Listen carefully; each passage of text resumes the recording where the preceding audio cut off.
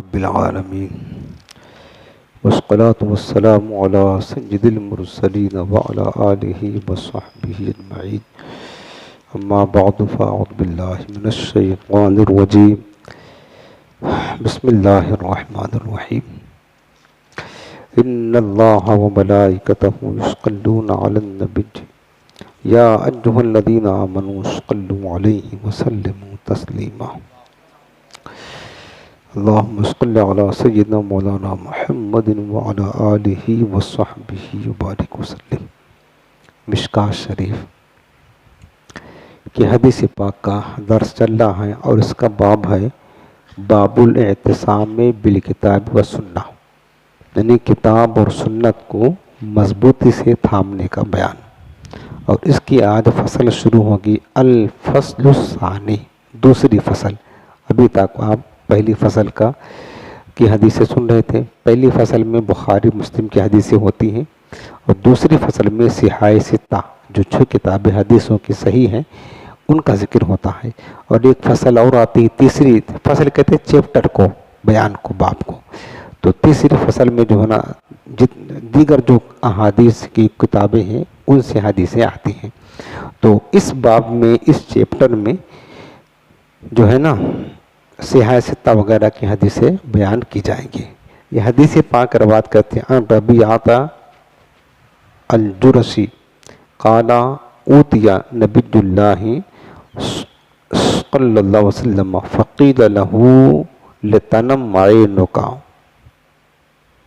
ولتسمع اذنک ولیعقل قلبک۔ حضرت ربیعہ جرشی رضی اللہ تعالیٰ عنہ اس حدیث کو روایت کرتے ہیں۔ وہ کہتے ہیں کہ حضور علیہ السلام کی بارگاہ میں ایک شخص کو لایا گیا، یعنی ایک شخص سرکار کی بارگاہ میں حاضر ہوا۔ اس کی شرح میں لکھا ہے کہ وہ آنے والا جو تھا ایک فرشتہ تھا، یعنی ایک فرشتہ حضور کی بارگاہ میں آیا۔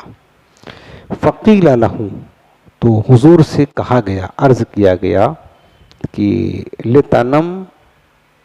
لتنم عینک، یا رسول اللہ مناسب یہ ہے کہ آپ کی آنکھیں سو جائیں، وَلِتَسْمَعْ اُذُنُکَ، آنکھیں تو سو جائیں لیکن آپ کے کان سنتے رہیں، وَلِيَعْقِلْ قَلْبُکَ، اور آپ کا دل سمجھتا رہے۔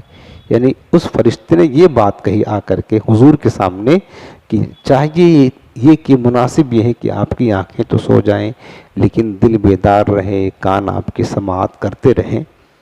تو اس فرشتے نے یہ بات کہی تو کالا، تو میرے مصطفیٰ فرماتے ہیں کہ فرشتے کی کلام کا اثر مجھ پر یہ ہوا کہ فنامت عینیا، تو میری دونوں آنکھیں سو گئی، یعنی حضور علیہ السلام پر نیند طاری ہو گئی۔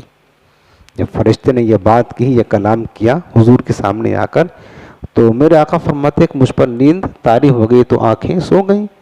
وسمعت اذنایا، آنکھیں تو سو رہی تھی لیکن میرے دونوں کان ان تمام باتوں کو سن رہے تھے۔ وعقل قلبی، اور میرا دل اس کو سمجھ رہا تھا۔ یعنی اب عقیدہ یہ بھی ہے کہ حضور علیہ السلام کی نیند جو ہے نا ہم اپنی نیند کی طرح نہ سمجھیں۔ حضور علیہ السلام کی جو نیند ہے، نیند مبارک، اس نیند سے وضو نہیں ٹوٹتا ہے۔ حضور کی ظاہری آنکھیں سوتی ہیں، دل بیدار رہتا ہے۔ اس حدیث پاک میں بتایا جاتا ہے حضور کی آنکھیں سوتی ہیں، دل اور کان بیدار ہوتے ہیں۔ اور جیسے کہتے ہیں سوئے ہیں وہ بظاہر دل ان کا جاگتا ہے۔ حضور کی آنکھیں سوتی ہیں، اور میرے آقا کریم نے خود ارشاد فرمایا ہے کہ عائشہ رضی اللہ تعالیٰ عنہ سے کہ عائشہ کہ تنوم عینایا ولا ینوم قلبی، میری آنکھیں سوتی ہیں لیکن دل جاگتا رہتا ہے۔ یعنی حضور سو رہے ہوں اور سرکار کے سامنے کوئی کسی طرح سے بات کرے، حضور اس کو سوتے ہوئے بھی سنتے بھی ہیں اور سمجھتے بھی ہیں کیا بات کی جا رہی ہے۔ جیسے کہ حدیث پاک کے ثابت ہوتا ہے کہ فرشتے نے کلام کیا اور حضور علیہ السلام پر نیند طاری ہوئی، لیکن میرے آقا خود فرماتے ہیں کہ آنکھیں تو ظاہر میں سو رہی تھی لیکن دل اور کان بیدار تھے، اسی لیے حضور کے سونے سے وضو نہیں ٹوٹتا۔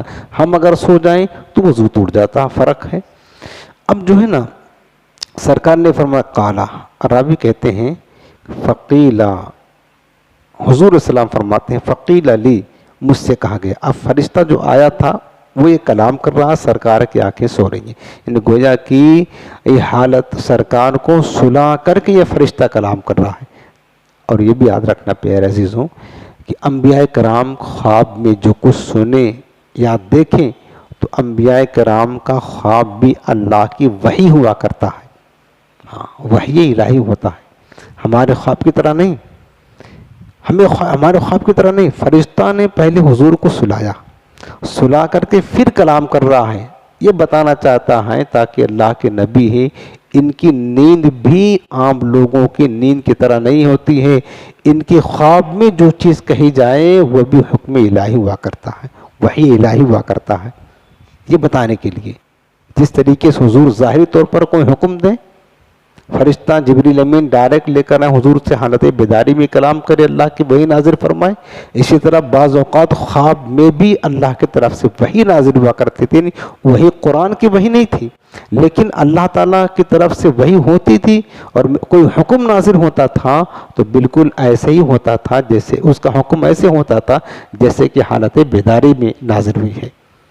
چونکہ حضور علیہ السلام کا جو خواب ہوتا ہے وہی وحی الہی ہوتا ہے. اب میرے آقا فرماتے ہیں کہ جب میری آنکھیں سو گئیں, فقیل لی, مجھ سے کہا گیا, سجد بنا دارن, ایک سردار نے ایک گھر بنایا. یہ کلام ہو رہا ہے, سرکار سو رہے ہیں اور فرشتہ کلام کر رہا ہے. ایک سردار نے گھر بنایا, فصنع فیہا مأدبۃ, تو اس گھر کے اندر اس نے دسترخوان سجایا, گھر بنا کر کے دسترخوان لگایا. وارسل داعیا, اور ایک بلانے والے کو بھیجا کہ جا کر کے لوگوں کو دعوت دے دو کھانے کی. بلانے والے کو, دعوت دینے والے کو اس سجد نے, جس نے گھر بنایا, اس نے بھیجا. اب وہ گیا, دعوت دینے والا لوگوں کے پاس گیا کہ بھائی گھر بن گیا ہے فلاں سردار کا اور دسترخوان سجا ہے, چلو اب سردار بلا رہا ہے, اس کے دسترخوان پر کھانا کھاؤ. اب فرماتے ہیں کہ فمن اجاب الداعیہ, تو جس نے دعوت دینے والے کی دعوت کو قبول کیا, دخل الدارا, تو گھر میں آیا, گھر میں داخل ہوا. وَأَكَلَ مِنَ الْمَأْدُبَةِ, اور دسترخوان سے کھایا بھی اس کی نعمتیں, جو دسترخوان پر نعمتیں لگی تھی اسے کھایا بھی. اور فرمایا کہ وَرَضِيَ عَنْهُ سَجِّد, اور سردار بھی سے خوش ہو گیا کہ دیکھو میں نے جس کو بلایا تھا, میرے داعی کی بات پر اس نے لبیک کہتے ہوئے میری دعوت کو قبول کیا. ظاہر سی بات ہے کہ جس نے بلایا ہے, دعوت دیا ہے, جب بندہ اس کی دعوت پر آتا ہے تو خوش تو ہوتا ہی ہے, خوش ہو گیا.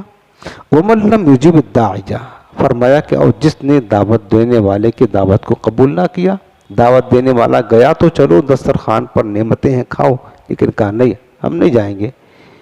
وَلَمْ, تو جب اس نے دعوت کو قبول نہ کیا تو لم يدخل الدار, تو گھر بھی داخل نہ ہوا. وَلَمْ يَأْكُلْ مِنَ الْمَأْدَبَةِ, اور جو دسترخوان پر نعمتیں تھیں اس میں سے بھی نہیں کھا سکا چونکہ آیا ہی نہیں. اور کیا کہتے ہیں, دعوت دینے والے کی دعوت کا انکار کر دیا. تو کیا نتیجہ نکلا کہ نہ گھر میں داخل ہو پایا, نہ دسترخوان کی نعمتیں کھا پائی. وَسَخِطَ عَنْهُ سَجِّد, اور سردار اور حاکم اس سے ناراض بھی ہوا کہ میں نے بلوایا تھا اور میرے بلانے پر بھی نہیں آیا, تو ناراضگی کا حقدار بھی ٹھہرا. اب کہتے ہیں کہ قالا فاللہ السجد, فرمایا کہ اللہ سجد ہے یعنی حاکم ہے. در حقیقت ایک مثال دے کر سمجھائی گئی اس میں کہ جو کہا کہ سجد نے گھر بنایا, تو اللہ کیا ہے, سجد ہے, حاکم ہے, سردار ہے. وہ محمد صلی اللہ علیہ وسلم الداعی, اور محمد مصطفیٰ صلی اللہ علیہ وسلم یہ داعی ہیں یعنی دعوت دینے والے ہیں. ٹھیک ہے نا. والدار الاسلام, اور جو گھر اللہ نے بنایا ہے وہ اس کا نام اسلام ہے. والمأدبۃ الجنہ, اور دسترخوان کی جو نعمتیں سجائی ہیں اللہ نے وہ جنت ہے. کتنی پیاری مثال دے کر بتائی. یعنی اللہ نے کیا کیا, گھر بنایا, اللہ نے گھر بنایا, یعنی اسلام اللہ نے بنایا. اور اس کے بعد میں کیا کہتے ہیں کہ اور محمد مصطفیٰ صلی اللہ علیہ وسلم کو داعی بنا کر کے بندوں کے سامنے بھیجا کہ جا کر کے میرے بندوں کو کہو, دعوت دو کہ اللہ تعالیٰ تمہیں اپنے گھر میں یعنی اسلام میں داخل ہونے کا حکم دیتا ہے. جب تم اسلام میں داخل ہو جاؤ گے, گھر میں آ جاؤ گے, تو اسلام میں جنت کی اعلیٰ نعمتیں ہیں, تمہیں اعلیٰ نعمتیں کھانے کو ملے گی. اب جو محمد مصطفیٰ صلی اللہ علیہ وسلم کی دعوت کو قبول کرے گا تو کیا ہوگا؟ وہ اسلام قبول کر لے گا، اسلام میں آئے گا، اسلام میں آئے گا تو اسلام میں رہے گا تو جنت کی نعمتیں بھی کھائے گا اور اللہ تعالیٰ اس سے راضی بھی ہوگا، ٹھیک ہے نا۔ اور جو بدبخت اس دعوت دینے والے کی دعوت کو قبول نہ کیا، جیسے کہ کفار و مشرکین نے دعوت دینے والے کی دعوت کو قبول نہ کیا، حضور کی دعوت کو قبول نہ کیا، تو نتیجہ کیا نکلا کہ وہ گھر میں بھی داخل ہونے سے محروم رہا، نہ اسلام قبول کیا، اس کے بعد میں نہ جنت کی نعمتیں کھا سکا، اس سے بھی محروم رہا، اور پلس یہ کہ اللہ تعالیٰ کا غضب اور قہب کا حقدار بھی ٹھہرا۔ اس لیے اسلام کی دعوت کو قبول کرنے میں عافیت ہے، بندے کو خود فائدہ ہے، خود فائدہ ہے۔ اگر اسلام قبول کر لیا تو رب کی رضا بھی مل جائے گی، اس کی خوشنودی بھی، اور جنت کی عالی نعمتیں بھی اس کو کھانے کو مل جائیں گی۔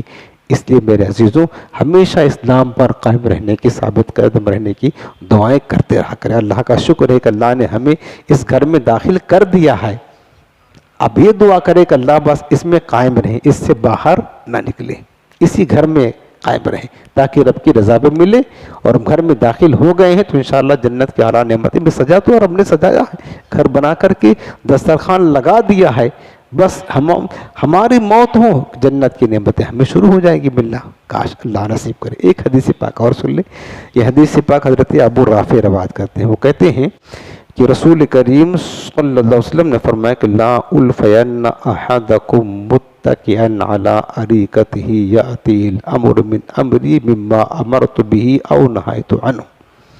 میرے آقا فرماتے ہیں کہ میں تم میں سے کسی کو تخت پر، اپنے تخت پر ٹیک لگائے ہوئے نہ پاؤں، تم میں سے کسی کو اپنے تخت پر یا تکیہ سے یا گدے پر ٹیک لگائے ہوئے نہ پاؤں، اس طرح کہ یاتیہ الامر، کہ اس کے پاس میرے احکام میں سے کوئی حکم جس کا میں نے حکم دیا ہے یا جس سے میں نے منع کیا ہے وہ آئے۔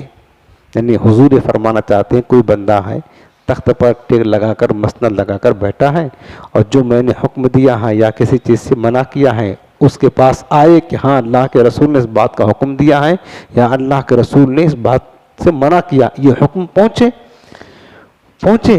فیقول، پھر وہ کہے میرا حکم سن کر کہ میں نے کسی چیز کے کام کا حکم دیا یا منع کیا ہے، وہ کیا کہتا ہے کہ لا ادری، ہمیں تو نہیں پتا ہے ما وجدنا فی کتاب اللہ اتبعناہ، کہ جو ہم نے اللہ کی کتاب میں پایا بس اس کی پیروی کرنا شروع کر دیا، جو ہم نے اللہ کی کتاب میں پایا اس کی پیروی کرنا شروع کر دیا۔ رواہ احمد و ابو داؤد ترمذی و ابن ماجہ و بیہقی فی دلائل النبوہ۔ یہ حدیث پاک میں شرح عرض کرتا ہوں، امام احمد نے اپنے مسند میں، ابو داؤد میں بھی، ترمذی میں بھی، ابن ماجہ میں بھی، بیہقی میں بھی، کئی دلائل النبوہ، یہ کئی کتابوں میں حدیث پاک ذکر ہے۔ اس کا مطلب یہ ہے کہ در حقیقت اس حدیث پاک میں ان لوگوں کا رد کیا جا رہا ہے جو کہتے ہیں کہ ہم صرف قرآن کو مانتے ہیں، حدیث کو نہیں مانتے۔ ایک فرقہ ہے، جس طریقے سے 72 فرقے پیدا ہوں گے نا، ان میں سے ایک فرقہ جن کو کہتے ہیں چکڑالوی فرقہ، جیسے دیوبندی ہے، وہابی ہے، غیر مقلدین ہے، رافضی ہیں، یہ سارے فرقے ہیں نا، انہی میں سے ایک فرقہ ہے چکڑالوی۔ اس فرقے کا بانی جو ہے نا، عبداللہ نامی ایک لنگڑا آدمی تھا، اس نے کیا کہا کہ ہمارے لیے صرف قرآن کافی ہے، بس حدیثوں کا انکار کر دیا۔ کیا کہا کہ ہمیں قرآن کافی ہے، چونکہ اللہ کی کتاب میں سب کچھ ہے، اور ظاہر سی بات ہے قرآن میں تو سارے علوم ہیں، ولا رطب ولا یابس الا فی کتاب مبین، ہر تر سے تن، خشک سے خشک چیز سب کتاب اللہ میں ہے۔ اس نے کیا کہا، ہم قرآن ہمارے لیے کافی ہے، اور ہم قرآن کے سامنے حدیث کا نہیں مانیں گے، انکار کیا۔ ایک باقاعدہ فرقہ ہے چکڑالوی فرقہ۔ در حقیقت اس حدیث پاک میں اسی طرف حضور نے اشارہ کیا ہے کہ جو اپنے آپ کو یہ کہتا ہے کہ جو کچھ ہم نے اللہ کی کتاب میں پایا اس کو قبول کر لیا، اس کو پیروی کر لی، اور جو اللہ کی کتاب میں نہیں ہے ہم نے اس کو نہیں مانا۔ اور یاد رکھنا پیارے عزیزوں ہمیشہ کہ بغیر حدیث پاک کو مانے، قرآن عظیم پر ایمان لانا یا قرآن کا سمجھنا ممکن ہی نہیں ہے، ممکن نہیں ہے۔ قرآن کیا ہے؟ ایک نقطہ بتاتا ہوں، یہ بات بڑی اہم ہے، وہ آپ سمجھ لیں۔ قرآن کیا ہے؟ اللہ کا کلام ہے نا۔ حدیث کیا ہے؟ رسول اللہ کا کلام ہے، یہ ہے نا۔ قرآن بھی عربی ہے اور حدیث بھی عربی ہے۔ قرآن عظیم کی سب سے پہلی جو آیت نازل ہوئی وہ آپ کو پتا ہے کون سی آیت ہے؟ بتا دیں اپنے ہاتھ زبان سے، کون سی آیت ہے؟ اقرا بسم ربک الذی خلق۔ یہ میں نے بتایا، وہاں تفسیر میں آپ کو پتا ہے۔ کہاں نازل ہوئی؟ غار حرا میں۔ غار حرا میں یہ آیت کریمہ نازل ہونے سے قبل ہی ہمارے آقا علیہ السلام 40 دن تک پورا مہینہ وہاں جا کر عبادت کرتے، روزہ رکھتے، نماز پڑھتے۔ پھر یہ آیت کریمہ پہلی مرتبہ جب حضور کی مبارک عمر 40 برس ہوئی تو پہلی بار نازل ہوئی۔ ہمارے آقا علیہ السلام صحابہ کرام کو تو نصیحت وقتاً فوقتاً کرتے رہتے تھے، ٹھیک ہے نا۔ تو حضور جو کلام فرماتے تھے وہ بھی عربی ہوا۔ اب اس کے بعد میں ابھی تک قرآن نازل نہیں ہوا تھا، آج پہلی مرتبہ جبریل لے کر آئے، اقرا بسم ربک الذی خلق۔ یہ 5 آیتیں نازل ہوئی۔ اب یہ جو 5 آیتیں نازل ہوئی تو میرے آقا علیہ السلام لے کر کے آئے صحابہ کے پاس، اور ان آیتوں کو پڑھ کر کے صحابہ کو سنایا، صحابہ کو سنایا۔ اب جب صحابہ کرام نے سنا اقرا بسم ربک الذی خلق، ٹھیک ہے نا، اقرا بسم ربک الذی خلق، یہ قرآن ہے۔ حضور نے یہ بتایا نا، جب یہ آیتیں 5 پڑھی اور پڑھ کر کے بتایا کہ میرے صحابہ کی ہذہ الآیات آیات القرآن، یہ قرآن کی آیتیں ہیں، یہ قرآن کی آیتیں ہیں۔ ایک تو جو اقرا بسم ہے جو قرآن کی 5 آیتیں، یہ تو کلام الہی ہوا۔ باقی جو حضور فرما رہے کہ یہ قرآن کی آیتیں ہیں، یہ کیا چیز ہے؟ یہ حدیث رسول ہے۔ جو سرکار نے فرمایا کلام حضور کا کہ یہ قرآن کی آیتیں ہیں، اللہ نے قرآن نازل فرمایا ہے، یہ جو حضور کا کلام ہے یہ کیا ہے؟ یہ حدیث ہے، یہ حدیث ہے۔ اب صحابہ پہلے حضور کی حدیث کو مانیں گے کہ پہلے قرآن کو مانیں گے؟ انہیں کیا پتا قرآن کیا ہے؟ بھائی حضور جو یہ کلام فرما رہے وہ بھی عربی ہے، جو حضور آیت پیش کر رہے ہیں وہ بھی عربی ہے۔ صحابہ کو کیسے پتا چلے گا کہ یہ اللہ کا کلام ہے، یہ مصطفیٰ کلام ہے؟ تو قرآن اپنے قرآن ہونے میں بھی، اور صحابہ کرام کو جو تعارف سرکار نے پیش کیا کہ یہ آیتیں قرآنی ہیں، تو صحابہ نے پہلے حضور کی حدیث کو مانا نا، حضور کے کلام پر اعتماد کیا کہ میرے مصطفیٰ جو فرما رہے ہیں کہ یہ قرآن کی آیت ہے، یہ سچ ہے۔ تو پہلے حضور کے کلام پر صحابہ نے اعتماد کیا، تب جا کر کے اقرا بسم کو آیت قرآنی پر ایمان لے آئے۔ یہی تو ہوا نا۔ تو بندہ قرآن پر ایمان اسی وقت ممکن ہے جبکہ حضور کی حدیث پر ایمان لائے۔ ہمیں کیسے پتا چلا کہ آیت قرآن نے بتایا؟ ہمیں کس نے بتایا؟ قرآن عربی میں ہے، حدیث عربی میں ہے، کیسے پتا چلے گا کہ یہ قرآن اللہ کا کلام ہے؟ ظاہر سی بات ہے، یہ بتانے والے مصطفیٰ کریم کا ہیں، حضور کا کلام ہی تو ہے نا۔ سرکار کے حدیث نے تو بتایا کہ اللہ کا کلام ہے تو ہی مانے۔ تو ہم قرآن پر ایمان لانے میں بھی حضور کی حدیث کے محتاج ہیں۔ بغیر حضور کی حدیث پر ایمان لائے کوئی قرآن پر ایمان لا ہی نہیں سکتا ہے پیارے، نہیں لا سکتا ہے۔ یہاں پر سرکار نے جو فرمایا ہے نا، اب میں حدیث پاک پھر سے آپ کو اس کا مفہوم عرض کرتا ہوں۔ میرے آقا فرماتے ہیں کہ میں تم میں سے کسی کو اس حال میں نہ پاؤں کو اپنے تخت پر ٹیک لگا کر بیٹھا ہوں اور اس کے پاس میرا کوئی حکم آئے جس کے بارے میں کسی چیز کے بارے میں حکم دوں یا کسی چیز کے بارے میں منع کروں، اور پھر وہ پائے حکم میرا، یعنی میری حدیث کو سنے اور سن کر کہتا لا ادری، مجھے تو پتہ نہیں ہے، پر مجھے تو پتہ نہیں، ماں وجدنا فی کتاب اللہ تبعنا ہوں، ہم تو صرف اللہ کی کتاب میں جو پاتے ہیں اس کی پیروی کرتے ہیں۔ یعنی حضور کی حدیث کا انکار کریا کہ لا ادری، مجھے نہیں پتا یہ حدیث کیا ہے، میں نہیں مانتا ہوں حدیث کو، بلکہ ماں وجدنا فی کتاب اللہ، جو اللہ کی کتاب میں حلال و حرام ہے ہم اسی کو جو پاتے ہیں اتبعنا، ہم اسی کی پیروی کرتے ہیں۔ میرے آقا فرماتے ہیں کہ تم میں سے کوئی اس طریقے سے عمل نہ کرے کہ صرف کتاب اللہ پر عمل کرے اور میرے حدیثوں کا انکار کر دے، میرے حدیثوں کا انکار کر دے۔ سرکار نے در حقیقت حضور کی نگاہ، اور آگے بھی حدیث میں انشاءاللہ آئندہ درس میں عرض کروں گا، وہ بھی اسی مضمون کی حدیث پاک، اور میں وہاں تفصیلی کے ساتھ آپ کو بتاؤں گا سرکار کی نگاہ نبوت کتنے مطلب دور تک کا مشاہدہ کرتی رہی کہ ایک دور وہ آئے گا جب لوگ میرے حدیث کا بھی انکار کر بیٹھیں گے۔ حضور کی حدیث کا بھی انکار کر بیٹھیں گے. میرے آقا نے پہلی ان کا رد کر دیا کہ میرے حدیث کو انکار کر بیٹھو گے تو تمہارا ایمان بھی کتاب اللہ پر کامل طریقے سے نہیں ہوگا. اس لیے قرآن بھی ماننا ضروری ہے اور حدیث بھی ماننا ضروری ہے. انشاءاللہ آج وقت پورا ہوا، وقت رہا تو آئندہ درس میں ہم اس کی تفصیل عرض کریں گے. اللہ پاک ہم سب کو عمل کی توفیق عطا فرمائے.